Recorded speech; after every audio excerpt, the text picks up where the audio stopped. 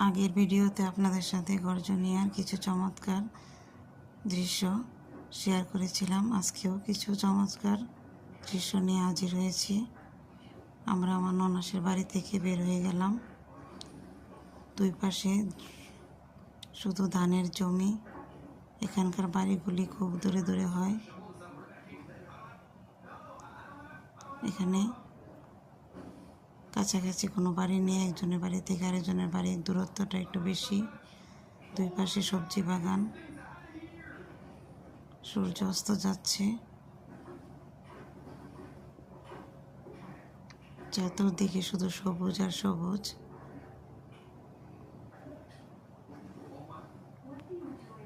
আমরা রামু রাবার বাগান হয়ে কক্সবাজার যাব।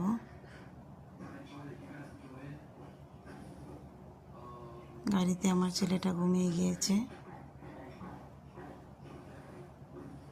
আঁকাবাঁকা রাস্তা। বিকালবেলাটা খুবই সুন্দর লাগে এখানে।